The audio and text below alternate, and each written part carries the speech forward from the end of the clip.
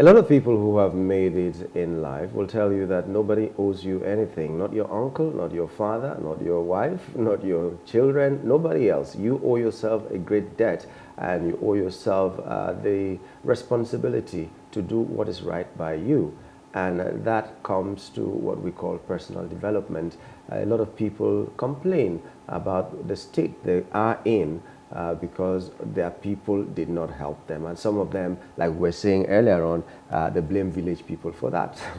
But it's not all the time that you blame village people. You need to have personal development. So we're lucky to have in the house today a young and enterprising man who will be talking to us about this personal development, being someone who has experienced this himself.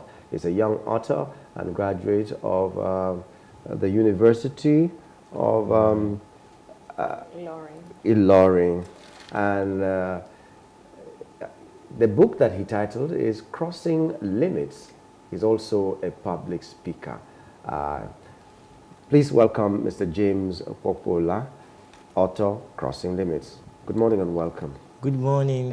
It's my pleasure to be here this morning, and I'm grateful for this privilege, and I am happy to be here once again. Yeah, they did say that you're a public speaker, so you were making plenty sentences, but they didn't say you were a motivational speaker. So sometimes motivational speaking, a lot of people do not even believe in them anymore. They tell you, I started my business with 3 seeds of granite. Today I'm a millionaire, and all that, and they'll explain. Is that true?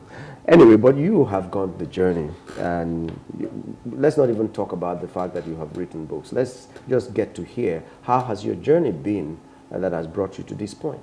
Okay, so my journey started immediately after I finished my secondary school. I attended Angles Memorial High School. And where is that? At Shomolu.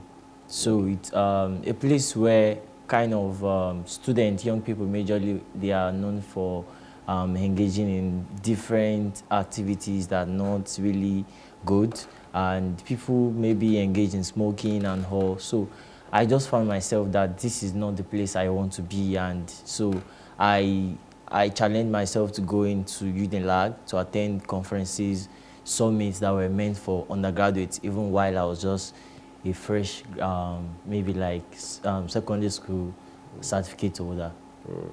Okay, but what is it that triggered you? Because there must have been an incident that made you think twice about being where you were and you needed to move.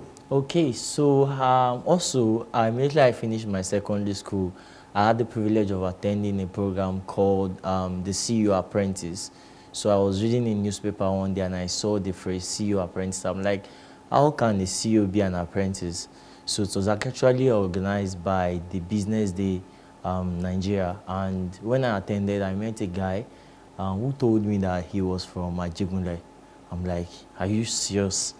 Because the guy didn't look like it, because the vision of who lives in Ajegunle was different from what I saw in the guy. His name is actually Joshua Erute.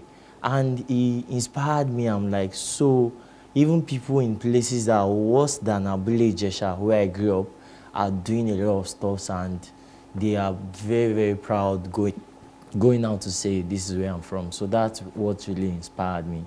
Okay. So how were you able to personalize, just try to engage with yourself and saying, I want to develop myself, and personal growth?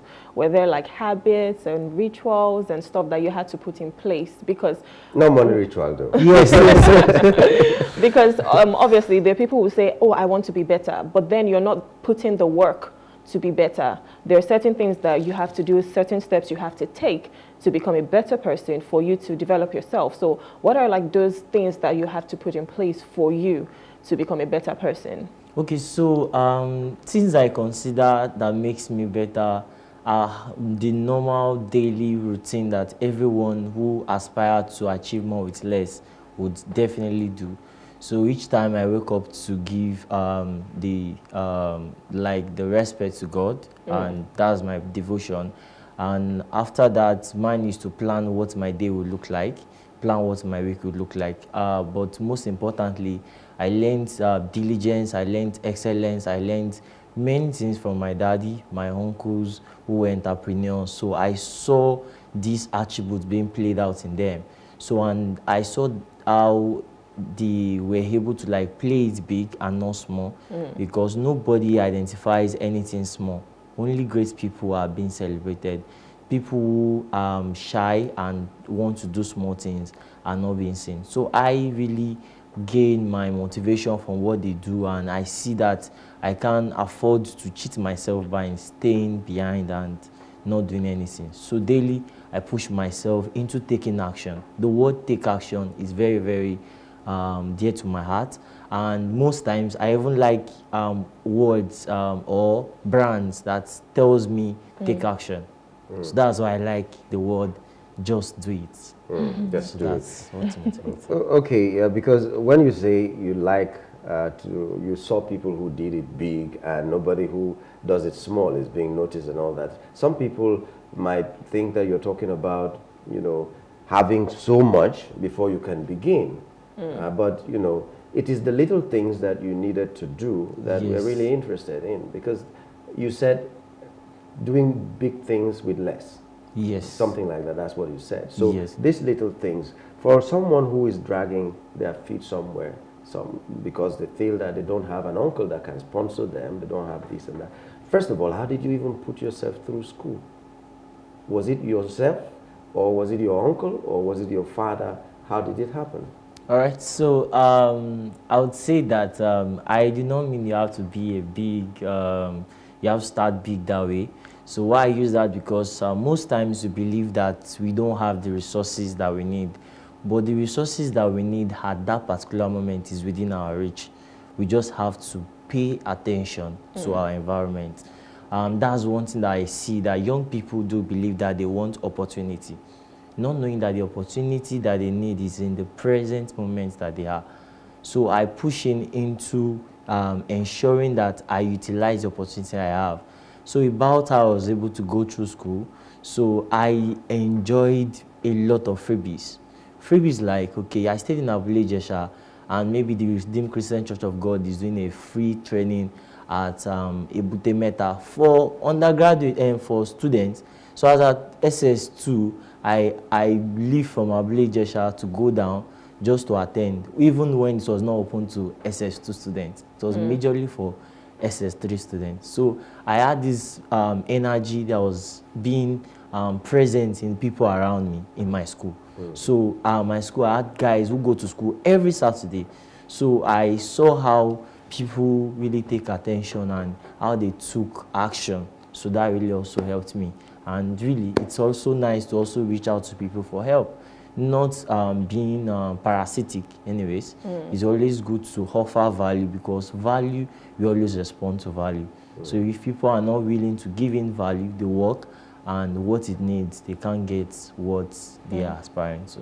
Okay, I love that. I love the fact that you said value responds to value. So definitely you have to put value in yourself. You need to get everything that you can for you to move to the next step, and that way people see your value and they're like, yes, we can recognize this and we know that this person has done the work.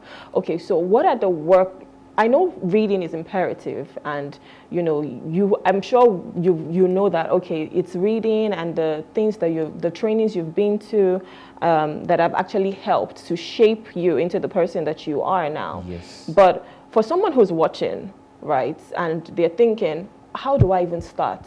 What are the ways you can tell them this is where to go, or this is the channel through which you can now achieve all the things that you want to achieve, that you've set for yourself? Okay, so for someone who feels like, how do I start from here? So you said the journey to greatness is actually far. However, you can start from where you are. So you need to start from where you are with what you have. So you have access to technology, you have access to many resources. Yeah. So just go on YouTube. YouTube is a university on its own. However, YouTube content should not only be relied on. So one should also push into finding ways through which you can also acquire specialized knowledge. I always say, go for specialized knowledge. General knowledge is open to everybody, But if you need something deeper, you have to go for specialized knowledge. We have the likes of people who are willing to do training. So attend those trainings if you can afford it. If you can't, you can request for scholarship and you'll be given, because everybody in this life has gotten an opportunity that changed their life, because one opportunity can change the course of anybody, anytime, anywhere. Fantastic. Why didn't you just add motivational speaker here? I know, right? Because of all the quotes you're dropping. This is really what motivational speech should be. so- But so we like it. I'm not saying there should be a comment on that. We like the fact that you're talking like this and the confidence you're exuding. Be present when the opportunities are there. Just be present. It's a very key thing. You were attending seminars when you were not invited. Yes. You're crashing parties and everywhere. Just making sure that you learn something. And this is what we don't take seriously. That things that can just pass you by. Say, after all, that's not for me. Some people, I know of a guy who was learning through the window. He didn't have the opportunity to go to school. And then he ended up being the one doing assignments for the people that were in school. And then that's how, at some point, they began to give him some money for the assignments he was doing for them, and then he put himself through school. So things like this happen. Just be present where you are. But before we leave, we're interested also in the fact that young man like you, you've written a book and you titled it Crossing Limits. This is one of the things that just captured our attention. Why would you write Crossing Limits? What are the limits that we need to cross? Let's first of all know the inspiration behind this book. Yes. Okay, thank you very much. The book Crossing Limits is actually my first book. And Congratulations. Thank you so much. I launched it First in of July. so many of them. First coming on among there several already. others. Yes, Okay. yes. Fantastic. So, what inspired me to write the book was actually the fact that people don't know how I started my journey. So when they see me on the ground, they see my picture, they believe, oh, this guy is actually a guy with a golden or diamond spoon, if there's anyone like that in his mouth. So, and I believe that it's good to inspire others, even while growing, to achieve more. That's why I had to say they can achieve more with less. So they believe, the limiting beliefs that hold us back are actually created by our mind. So, and the mindset of every individual is what makes the person stand during trials or challenges. So, and in this book, I talked about how one can overcome procrastination. I talked about how one can maintain a relationship with a mentor, because having a mentor should not be for short time. It should be long-term goal, because the person you are learning under is trying to put you into the situation where he or she has gone through. So I talked about how knowledge is very vital and how we need to go for knowledge. That's a chapter of the book. I also talked about how it is important for one to be grateful for wherever one is. If you are at any stage in your life, you need to be grateful for that stage before you move to another.